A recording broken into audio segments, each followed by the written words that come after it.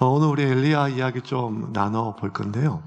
엘리야 이야기 우리가 아는 굉장히 많은 이야기들이 많죠.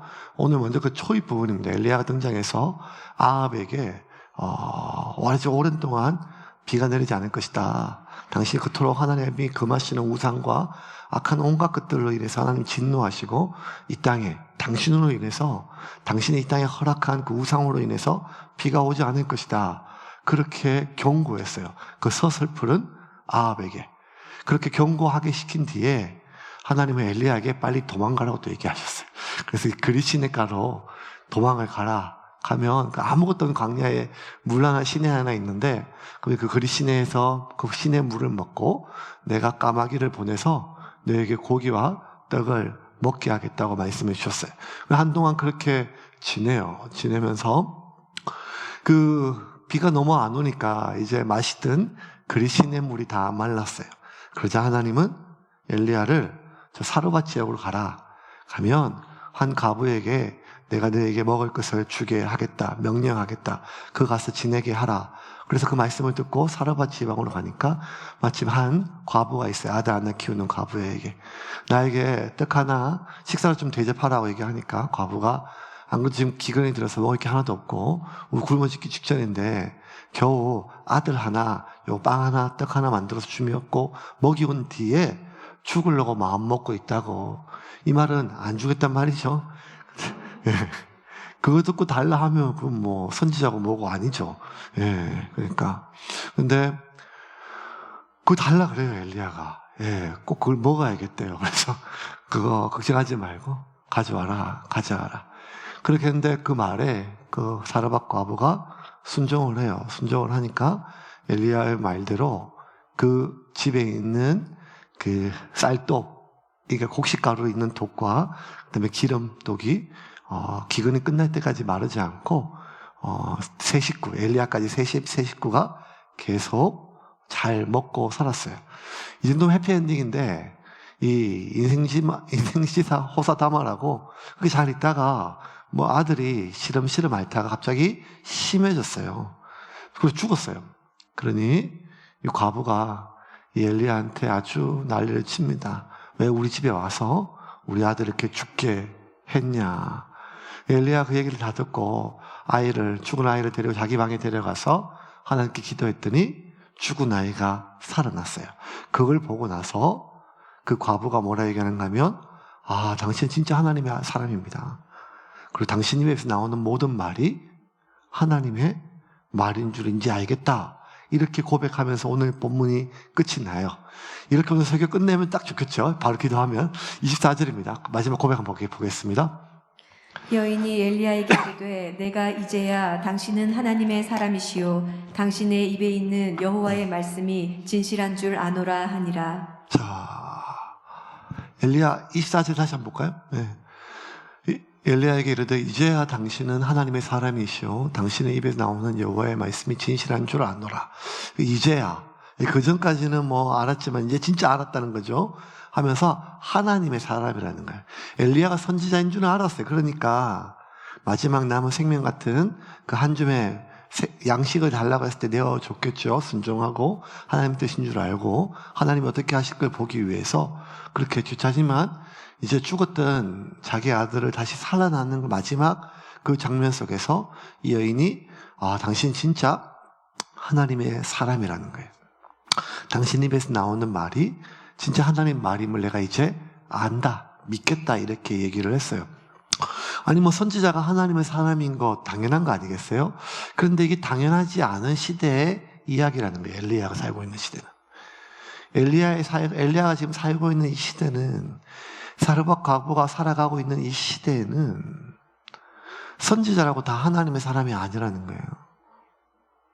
제사장이라고 다 하나님의 사람이 아니라는 것입니다. 레위인이라고 다 하나님의 사람이 아니라는 것입니다. 심지어 이스라엘이라고 다 하나님의 백성이 아닌 시대에 살고 있습니다.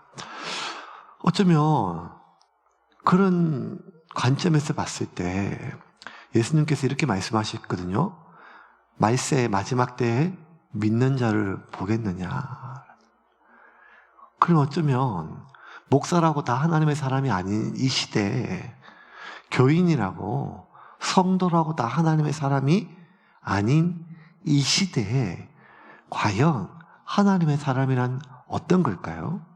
그가 가지고 있는 직임, 목사나 선지자나 레위인이나 그가 지금 하고 있는 신앙의 모습, 예배를 드리고 제사를 하고 이 많은 것들을 이런 것이 아니라 정말 하나님의 사람이 어떤 사람인가 오늘 한번 좀 자세히 살펴보려고 합니다. 엘리야의 얘기는 당분간 우리 계속 볼 건데 처음에 시작했던 이 장면을 통해서 하나님의 사람이 뭔가 오늘 본문을 통해서 우리가 하나 기억해야 될 것, 오늘 본문 속에 나타난 하나님의 사람의 모습은 나를 살리고 나를 먹이고 나를 살아가게 하는 분이 하나님임을 아는 사람이 하나님의 사람이라는 거예요. 이게 너무 당연한 말처럼 보이지만 많은 선지자들이 하나님이 아니라 아합 왕의 비위를 맞추고 있는 시대였거든요. 하나님이 나를 살리는 것이 아니라 아합 왕이 나를 살린다는 거예요. 이 말은 하나님이 나를 죽이시는 게 아니라 아합 왕이 나를 죽일 수 있다는 것입니다. 그러면 내 생명은 하나님이 아니라 아합 왕의 손에 달려있다고 생각하니까 자신이 선지자임에도 불구하고 하나님의 말씀을 전하는 것이 아니라 아합의 마음에 합한 말을 전하고 있지 않습니까?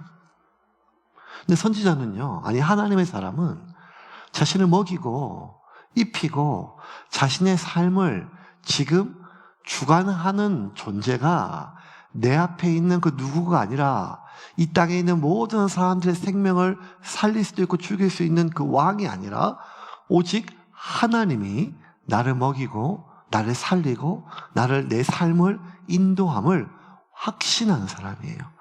그러니 여러분 엘리야가 아합 왕한테 가서 하나님의 진노를 전해요. 지금 이 땅에 기근이 오랫동안 내리지 않겠다. 하나님께서 엘리야를 피신시키지 않으면 엘리야가 그 자리에서 죽을 수 있을 그런 무서운 말을 아합 왕한테 전하지요. 왜 전했겠어요? 하나님이 그 말씀을 하셨기 때문에? 아니요. 어쩌면 하나님이 그 말을 해도 그 말을 아합 왕한테 할 수 없는 선지자가 더 많았을 거예요. 아유, 저는 못해요, 하나님. 다른 선지자 보내세요.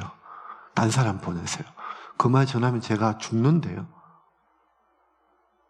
엘리야가 그 말을 한 것은, 그 서설퍼는 아합에게 한 말은 이유는 하나님이 자신에게 했기 때문도 있지만 내 삶이 하나님께 달려있음을 믿기 때문 아니겠습니까? 그러므로 엘리야는 아합 왕한테 가서 경고를 합니다. 1절입니다. 같이 읽겠습니다. 길르앗에 우거하는 자 중에 디셉 사람 엘리야가 아합에게 말하되 내가 섬기는 이스라엘의 하나님 여호와께서 살아계심을 두고 맹세하노니 내 말이 없으면 수년 동안 비도 이슬도 있지 아니하리라 하니라. 자, 내 말이 없으면 여러분 아합 왕은 지금 우상을 섬기고 있어요. 바알 신당을 만들고 거기다 분향하고 섬기고 있어요.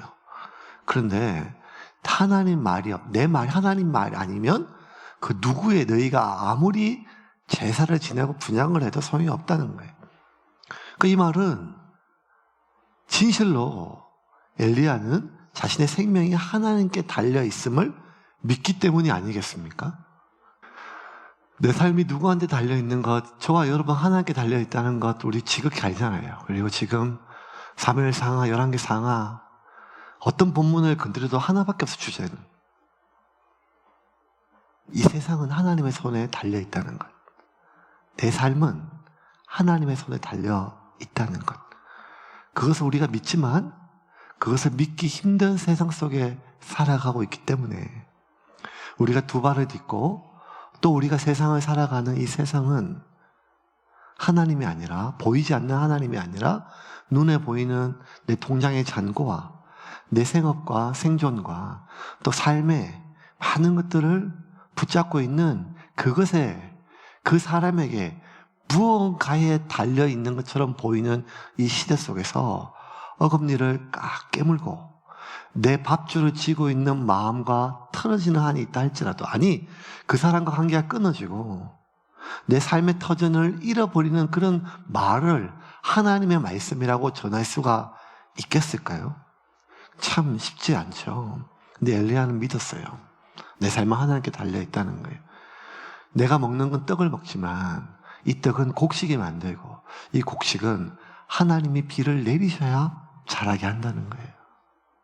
나는 젖과 고기를 먹지만 그 젖과 고기를 만들어주는 소와 양과 염소는 풀을 먹고 그 풀은 하나님이 비를 내리셔야 내가 그 젖과 풀을 먹은, 아니 그 풀과 물을 먹은 짐승의 젖과 고기를 먹을 수 있는 것이죠.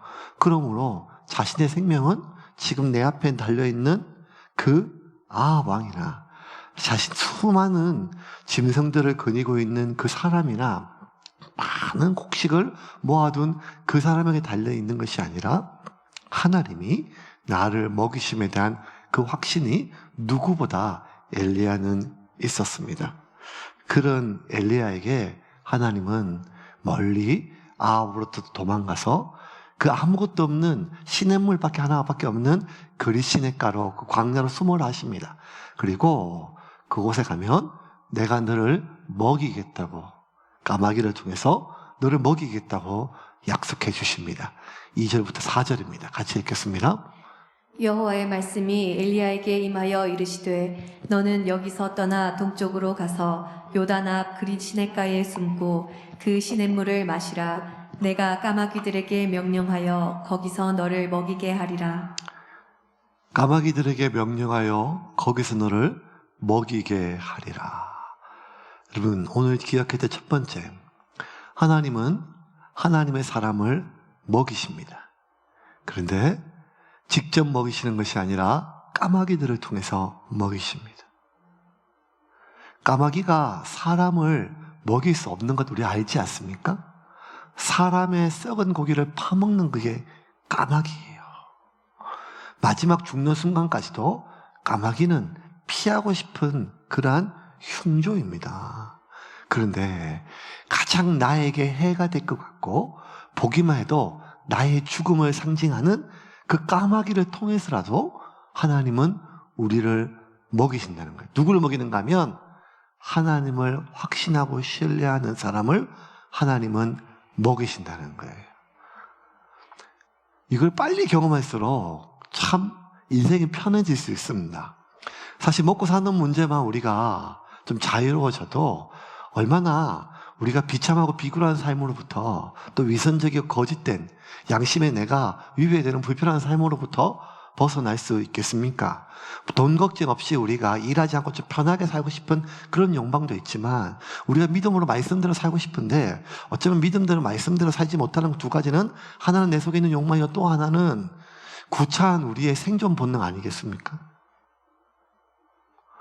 그런데 하나님이 나를 먹이신다는 것을 우리가 날마다 입술로 고백하고 기도하지만 하나님이 당신의 백성을 출애굽시킬 때 제일 먼저 하신 것은 만나를 먼저 보내신 거거든요. 내 백성 내가 먹인다. 바로가 아니다. 근데 그럼에도 불구하고 여기 참 어려운 것 같아요. 제가 두 번의 제주도에 결정이 없었으면 개척을 못했을 것 같아요. 이게 솔직한 마음이에요. 20몇 년을 교회에 부목사를 했었잖아요. 개척하면 제 머리에 어떤 생각이 있는가 하면 그때부터 굶어 죽는다.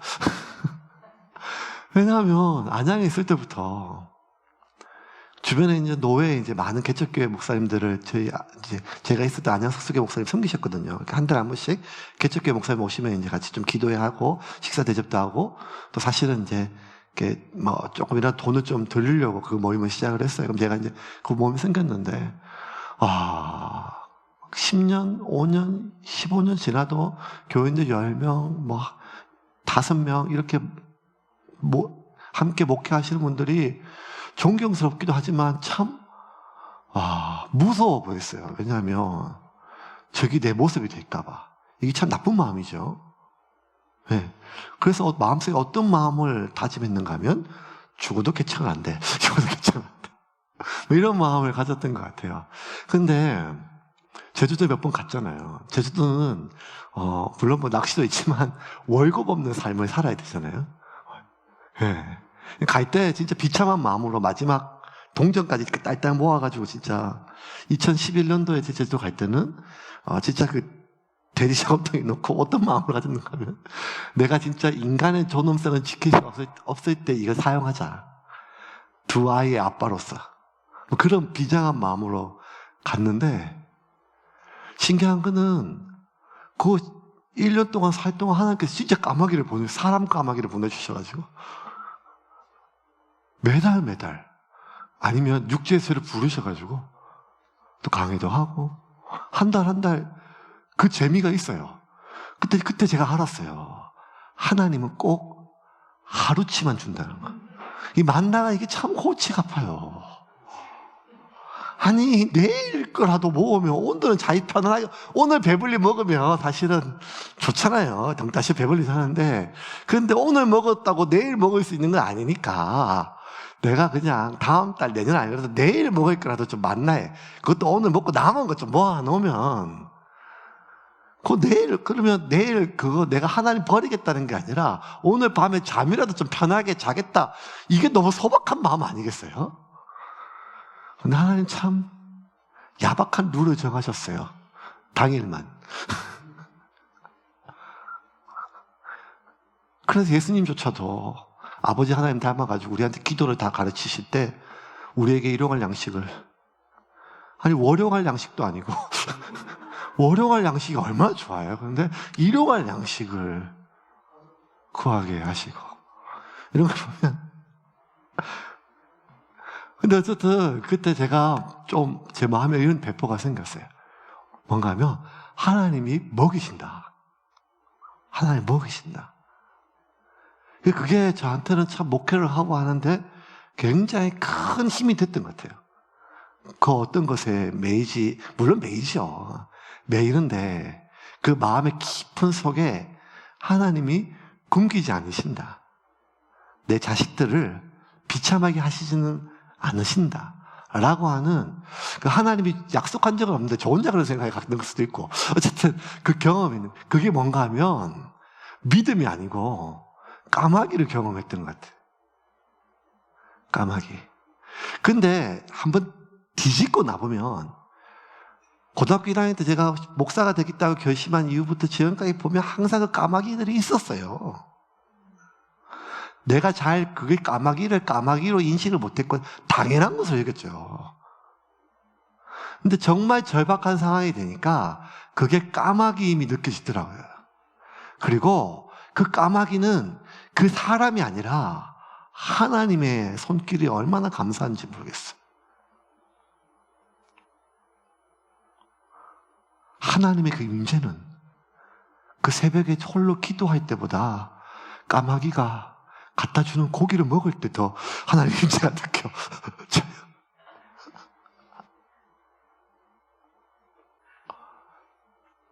까마귀가 가져다 주는 고기를 먹었어요. 이게 미치고 발딱 찔 게 아니에요. 까마귀는요, 썩어가는 고기도 지가 파먹는 고기잖아요.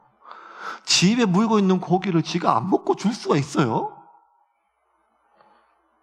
그 떡을요. 온 땅이 기근이란 말이에요. 기근. 시냇가도 마를 정도로. 그러면 까마귀가 파먹은 시체도 없다는 그런 시기 아니겠어요? 근데 그 까마귀가 입에 물고 왔다는 건 지가 안 먹고 준다는 거잖아요. 기근이 들면 짐승이 지 새끼도 잡아먹는 게 생존 본능인데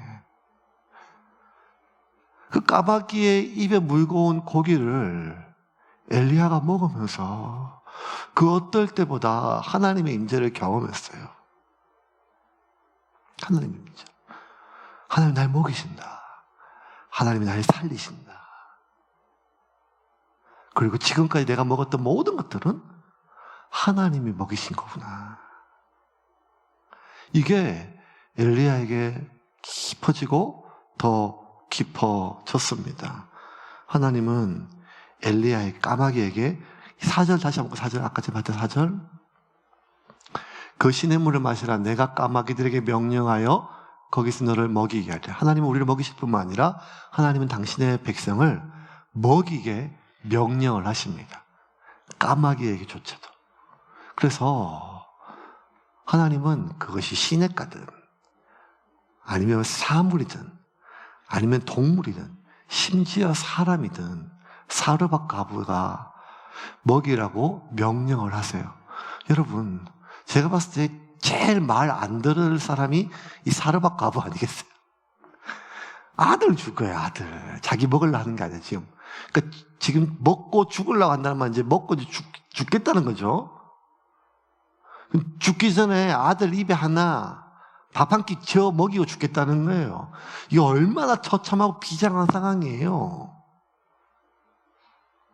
근데 그거를 줄 수 있는 사람이 누가 있겠어요? 아무리 하나님 명령했다 할지라도. 하나님 그렇다면 하나님 그걸 원망하지 않겠어요? 근데 하나님 그렇게 명령하신대요. 4절과 9절 한 번까지 제가 읽을게요. 4절에서 하나님께서 엘리야에게 말씀하신 거예요. 그 시냇물을 마시라. 내가 까마귀들에게 명령하여 거기서 너를 먹이게 하리라.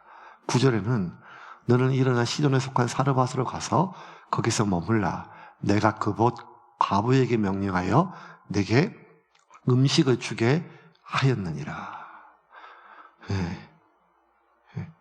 이 말만 믿고 가서 과부한테 달랬더니만 과부가 들은 적이 없은 말이에요. 그 말을. 저는 안 했는데요.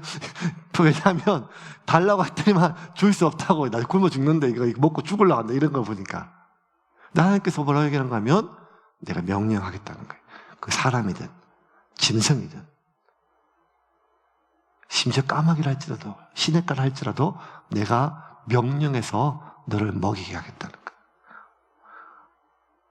하나님 뜻이라면 저 돌짝밭에 있는 돌들을 통해서 아브라함의 자손이 되게 하실 것처럼 하나님은 그 무엇을 통해서라도 당신의 자녀를 먹이심을 믿으시길 바랍니다.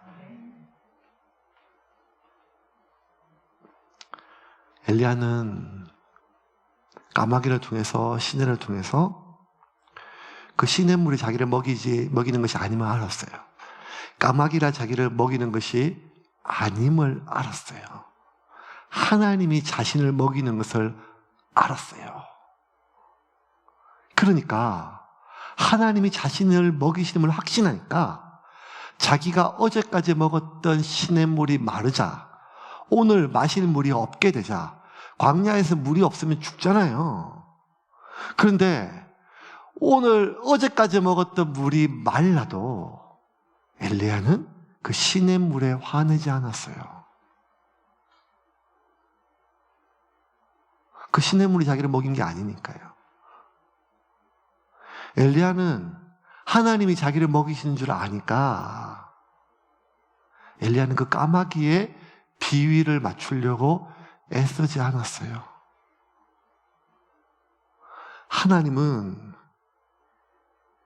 하나님이 자기를 먹이실 것을 아니까 그 사르밧 과부에게 구걸하거나 애원하지 않았어요. 그냥 하나님의 말을 전했을 뿐이에요. 왜? 나를 먹이는 것은 저 시내가 아니고 저 까마귀가 아니고 저 사르밧 과부가 아니라 하나님이고 이 모든 것들은 통로라는 거예요. 통로. 그럼 여러분 한번 상상을 해보세요. 여러분 만약에 이번 달에 나와야 될 돈이 안 나오면 제일 화가 나는 게 어디예요? 월급을 줘야 되는데 못 주면 사장한테 화가 나겠죠? 거래대금을 받아야 되는데 못 받으면 그 거래처에 화가 나겠죠? 빌린 돈을 약속했는데 안 주면 그 채무자에게 화가 나겠죠? 그런데 여러분 그게 아니에요. 월급을 못 받는다고? 여러분 월급이 결국에는 경리부장이 주겠죠. 경리부장. 그러면 월급을 안 준다고 그 중간 과정인 경리과 직원한테 화를 내는 사람이 어디 있겠어요? 그 사장한테 화를 내겠죠. 왜? 모든 결정이 거기서 하니까요. 우리 역시 마찬가지 아니겠어요? 모든 것은 최종 결정이 하나님이 하신다면 우리가 당장 무언가 필요한 것이 없을 때 우리가 믿음으로 그것을 견뎌낼 믿음이 없다 할지라도 최소한 내가 화가 낼 대상이 누군지는 알아야 된다는 거야. 마음이 불편한 대상. 격리과 직원한테 화를 낼 필요는 없단 말이에요. 격리과 직원한테 내가 마음을 섭섭하게 할 필요는 없단 말이에요. 왜냐하면 모든 것은 사장이 결정하니까요. 격리과 직원은 그냥 통로라는 걸 다 알거든요, 우리가. 그렇다면 지금 나에게 주어진 모든 것들은 그게 시냇물이든 시냇가든 까마귀든 사르밧 과부든 이 모든 것들은 하나님이 나를 먹이시는 통로일 뿐이지 그것 자체가 나를 먹이고 입히는 것이 아님을 알았어요. 그렇다고 엘리야가 매일처럼 자신에게 먹을 물을 내어주는 시냇물과 매일 자신에게 먹을 것을 배달해주는 자기가 먹지 않고 그것을 자신에게 뱉어주는 까마귀에게 마지막 한 줌 나면 생명 같은 그 양식을 자신에게 내어주는 사라봇 과부의 그 헌신을 당연히 여기고 아무렇지 않게 여겼다는 말이 아니에요. 엘리야는 고마웠죠. 시냇물이 고맙고 까마귀가 기특했고 그 사라봇 과부가 너무너무 고마웠죠. 고마웠어요. 하지만 그 사람에게 그 짐승에게 그 시냇물에 매이지는 않았다는 거예요. 왜? 하나님이 나를 먹이시는 걸 알았으니까요.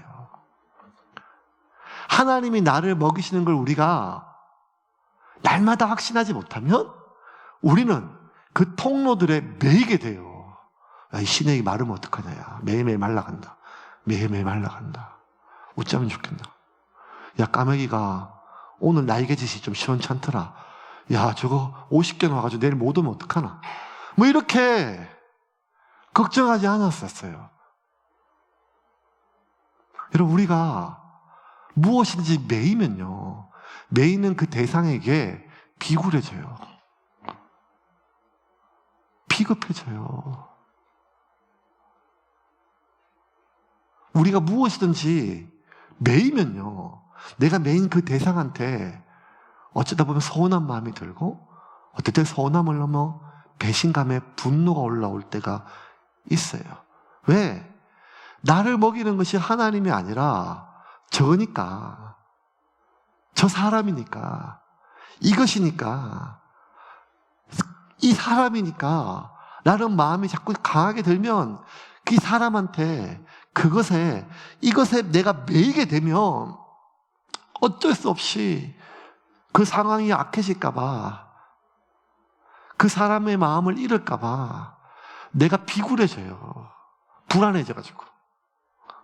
비굴해지면 내가 비굴하면서까지 이렇게까지 최선을 다했는데 나의 헌신만큼, 나의 희생만큼, 나의 비굴한 만큼의 대가가 주어지지 않고 반응이 없으면 우리 안에 서운한 마음이 생기고 어떨 때는 서운함을 넘어 배신감을 느끼고 분노가 올라와요.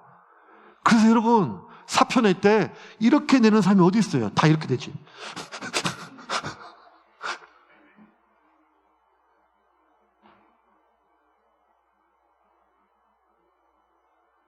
하나님이 나를 먹이시는 것을 누구나 알지만, 하나님의 사람이라는 것은 그것을 매일매일 확신에 거하는 사람이, 하나님이 나를 먹이시는 것을 매일매일 확신하는 사람은 나를 둘러싸고 있는 수많은 은혜의 통로들, 나의 생존의 통로들, 그 박줄의 통로들에 감사하는 마음과 존중하는 마음을 갖되 그것에 매이지 않습니다. 그것에, 그 사람에게 매이지 않기에 그는 그 무엇에도, 그 누구에게도 비굴해지거나 비겁해지지 않습니다. 그 누구에게도, 그 무엇에도 비겁해지고 비굴해지지 않기에 그는 그것에, 그 사람에게 서운하거나 분노를 품지 않게 됩니다. 근데 그걸 잃어버리면 우린 자꾸 그것에 매여요. 매여요. 어떤 사람이 하나님의 사람일까요? 눈이 열려 있는 사람이에요. 그 까마귀를 통해서 하나님을 보는 사람이에요. 그 시냇물 속에 하나님을 보는 사람이에요. 그 사르밧 과부의 섬기름 속에 하나님을 볼 줄 아는 사람이 하나님의 사람이에요. 눈이 열려서. 그렇지 않으면 우리는 그 통로들에게 매이게 됩니다. 어떤 사람이 매였을까요? 오늘 본문에 두 사람 나와나잖아요. 하나는 엘리야, 또 한 사람은 사르밧 과부. 사르밧 과부를 한번 볼까요? 사르밧 과부가 최선을 다해서 엘리야한테 헌신했어요. 11절 12절입니다. 같이 보겠습니다. 그가 가지러 갈 때에 엘리야가 그를 불러 이르되 청하건대 내 손에 떡 한 조각을 내게로 가져오라. 그가 이르되 당신의 하나님 여호와께서 살아계심을 두고 맹세하노니 나는 떡이 없고 다만 통에 가루 한 움큼과 병에 기름 조금뿐이라. 내가 나뭇가지 둘을 주어다가 나와 내 아들을 위하여 음식을 만들어 먹고 그 후에는 죽으리라. 눈물 나는 얘기죠. 자식 키워보고 어미라면 이 이야기가 뭔 이야기인지 알아요. 굶어 죽는 게 얼마나 고통스러운 거 알기 때문에 그럴 바에 차라리 목숨을 끊겠자는 거죠. 아휴, 이게 3000년 전에 이스라엘 땅의 이야기인데요. 2020년 대한민국에도 이런 일들이 일어나잖아요, 지금. 번개탄 피워놓고. 상황만 다를 뿐이죠. 그 살인이죠. 자식의 목숨을 자기가 결정하면 안 되죠. 그거 나쁜 일이고 악한 일이죠. 동의할 수 없어요. 하지만 그럼에도 불구하고 오죽하면 저랬겠나 하는 마음이 드는 것도 사람의 마음 아니겠어요? 똑같은 의미의 심정이니까요. 그렇게 하겠다는 거예요.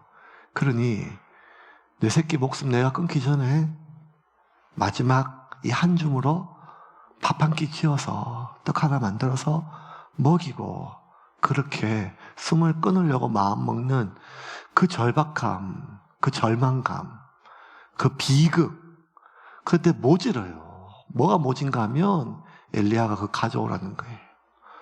하나님이 시켰잖아요. 하나님이 정말 모질어요.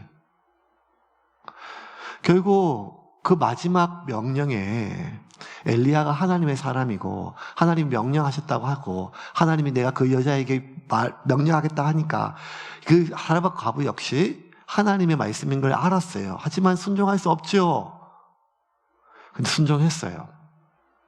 결국 이 순종이 그 가정의 기적을 경험하게 하지만 순종하기 힘든 거죠. 최선을 다한 게 아니라 목숨보다 더 소중한 것을 순종을 했어요. 누구 때문에? 하나님도 있지만 눈에 보이는 그 엘리야한테 헌신한 거죠. 결국 하나님이 드신 게 아니라 엘리야가 먹었으니까요. 최선을 다했죠. 전부를 준 거예요. 전부.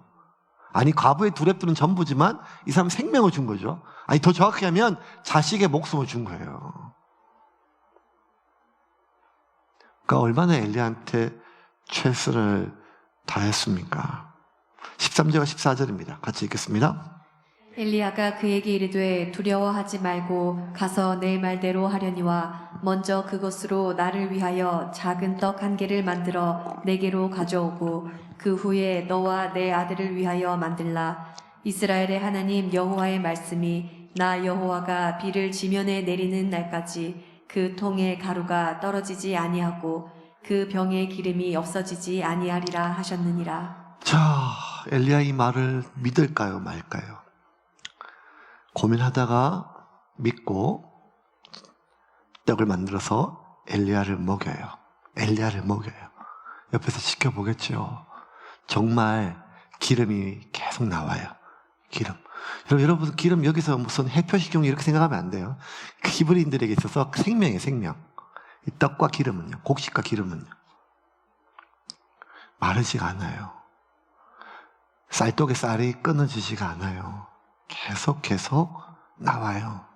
그렇게 되겠으니까 여러분 이 과부에게 엘리야가 얼마나 귀했을까요?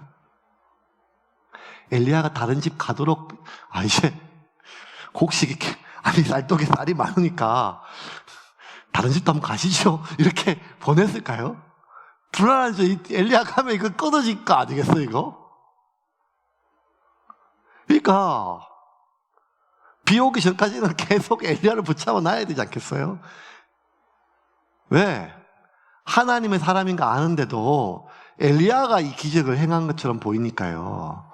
그럼 어떻게 되는가 하면요, 이 사르밧 과부는 엘리야에게 고마움을 넘어서 매이게 돼요. 매이면 최선을 다하는데, 최선을 다하면 인간은 매였잖아요. 매이게 되면 반드시 어느 순간에는 내가 한 만큼의 보상이 없을 때, 나의 기대만큼의 반응이 없을 때 서운함이 와요. 이렇게 극진히 모셨던 사르밧 과부 집에 아들이 병을 앓다가 갑자기 죽은 게 아니라 시름시름 앓다가 병이 중해져서 죽었어요. 여러분, 이 시대는 사람이 많이 죽잖아요. 특별히 기근 시대에 많이 죽었어요. 병들어 죽고. 갑자기 죽은 것도 아니고 일상의 삶이에요. 그런데 이 사르밧 과부가 지금 뭐 하는가 하면 엘리야 방으로 가요. 그리고 엘리야한테 그 소중한 생명보다 귀한 자식이 죽었으니까 그 슬픔, 비명을 지르면서 절규하듯이 원망, 독설 뭐 이런 걸 엘리야한테 막 쏟아놔요. 17절, 18절 같이 읽겠습니다. 이 일 후에 그 집 주인 되는 아들이 병들어 증세가 심히 위중하다가 숨이 끊어진지라 여인이 엘리야에게 이르되 하나님의 사람이여 당신이 나와 더불어 무슨 상관이 있기로 내 죄를 생각나게 하고 또 내 아들을 죽게 하려고 내게 오셨나이까. 말은 이렇게 됐지만요, 지금 원망과 분노를 지금 쏟아놓는 거예요. 뭐라고 하면 다시 한번 볼까요? 하나님의 사람이요, 하나님의 사람이라 불러요. 당신이 나보러 무슨 상관이, 나하고 무슨 원수가 져가지고 내 죄를 생각나게 하고 또 내 아들을 죽게 하려고 내게 오셨냐는 거예요. 살리러 왔잖아요, 방금 전까지. 근데 이제는 죽게 하러 왔다는 거예요. 지금까지 엘리야가 뭘 했는지 다 상관이 없어요. 원래 엘리야가 오던 날 죽었어야 돼요. 그죠? 죽으려고 하는 사람을 살려놨잖아요. 근데 지금 뭐라고 하면 왜 내 자식을 죽이려고 왔냐는 거예요. 나하고 먼 원수가 져가지고. 분노가 막 그 비명으로 독설로 원망을 다 쏟아놔요. 왜? 엘리야한테 매이게 된 거죠. 엘리야에게 매이게 된 거죠. 매이니까 자신이 그토록 최선을 다해 섬겼고 지금도 조금 더 서운하지 않도록 섬겼는데 왜 결국 우리 집안에 이런 재앙을 당신이 몰고 오게 했냐는 거죠. 엘리야가 그걸 다 들었어요. 하나님의 사람이 다 들었어요. 듣고 나서 기가 안 차겠어요. 내가 죽인 게 아닌데 왜 나한테 그러냐, 나 때문에 살지 않았느냐, 아니 이게 무슨 말이 그런 말이 있냐 라고 원망하지도 않아요. 기막혀 하지도 않아요. 변명하지도 않아요. 엘리야는 뭘 하는가 하면 그 아이를 자신에게 데려오라고 이야기를 해요. 19절 20절입니다. 같이 읽겠습니다. 엘리야가 그에게 그의 아들을 달라 하여 그를 그의 여인의 품에서 받아 안고 자기가 거처하는 다락에 올라가서 자기 침상에 누이고 여호와께 부르짖어 이르되 내 하나님 여호와여 주께서 또 내가 우거하는 집 과부에게 재앙을 내리사 그 아들이 죽게 하셨나이까 하고. 아니 엘리야가 전혀 변명하거나 화를 내거나 설명하거나 원망하지 않아요. 단지 그 아이를 나에게 데려오라 하지 않아요. 엘리야가 왜 원망하지 않을까요? 엘리야가 왜 기막혀 하지 않을까요? 원망이 없어서가 아니에요. 엘리야도 지금 기가 막혀요. 자기도 원망이 돼요. 올라와요, 감정이. 그런데 엘리야는 알았어요. 이거 하나님이 하시는 거라는 거예요. 그래서 그 사람한테 화내지 않아요. 그 과부한테 원망하지 않아요. 왜냐하면 이게 어디서 시작된 거 아니까요. 엘리야가 다 모든 걸 속으로 삭히고 평안한 게 아니고 엘리야도 지금 너무 속상해요. 기가 막혀요. 자기도 그 아이를 계속 봤으니까요. 길렀으니까요. 그 아이를 왜 죽였는지 이게 너무 기가 막혀요. 근데 화가 나고 원망이 되고 기가 막힌 걸요, 사람한테 하지 않고 누구한테 하는가 하면 하나님께 해요. 하나님께 원망해요. 하나님 왜 이러려고 저를 보내셨습니까? 이 아이를 왜 데려가셨습니까? 하나님 이런 경우가 어디 있습니까? 하나님한테 원망해요. 하나님 앞에 그 서운한 마음을 쏟아놔요. 하나님 앞에 그 분노를 심지어 분노를 쏟아놔요. 그리고 뭐 하는가 하면 하나님께 도움을 청해요. 하나님 제자로 돌려놓으십시오. 제자로 돌려와 주십시오, 하나님. 이게 기도라는 거예요, 이게 기도. 이게 기도. 기도는 뭔가 하면 하나님이 하신다는 걸 확신한 사람만이 하는 거예요, 이게. 상황에 달려있고 저 사람한테 달려있는데 하나님이 좀 도와주셔야 돼요, 이 사람을. 마음을 움직여야 돼요. 이 상황을 이게 아니고 뭐든지 그러니까 암흑이든 시냇물이든 누구든지 간에 하나님이 하신다는 거예요, 하나님. 다른 건 다 통로고. 그 확신을 가진 사람이 하나님 앞에 하나님 제자리로 돌려놔 주십시오. 이럴 수는 없습니다. 그것이 원망이든 부탁이든 황당함이든 하나님 앞에 자신의 마음을 다 쏟아놓고 하나님께 도움을 구하는 것, 이것이 하나님의 사람의 기도인 줄을 믿으시기를 바랍니다. 이제 말씀을 좀 정리하겠습니다. 누가 하나님의 사람일까요? 누가 하나님의 백성일까요? 선지자일까요? 레위인일까요? 목사일까요? 성도일까요? 누가 하나님의 사람일까요? 하나님이 나를 먹이시고 나를 인도하심을 확신하는 사람이 하나님의 사람입니다. 현재 나를 먹이고 있는 수많은 라인들이, 그것이 사물이든 사람이든 짐승이든 무엇이든지 간에 그것들은 하나님의 명령을 받은 통로임을 확신하는 사람이에요. 그래서 지금도 나를 내가 이 시냇물 덕택에 내가 목마르지 않았다, 감사한 마음을 갖고, 까마귀 너 때문에 내가 배고프지 않았다, 까마귀에게 고마운 마음을 갖고, 아줌마 당신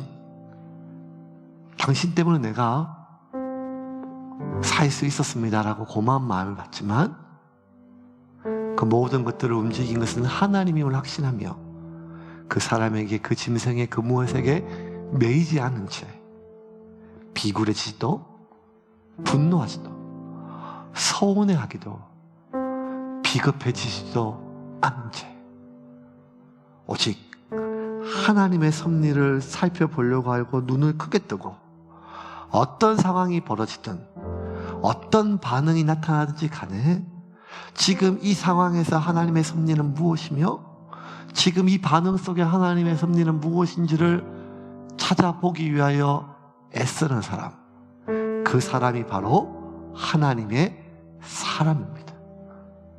주구장창 내가 하나님께 떼었더니 하나님께 응답받았다고 그렇게 기도 응답의 자랑이 아니라, 모든 것은 하나님의 손에 달려있음을 확신하고 그렇게 하나님께 나아가는 사람의 기도를 하나님 오늘도 응답해 주실 줄을 믿으시기를 바랍니다.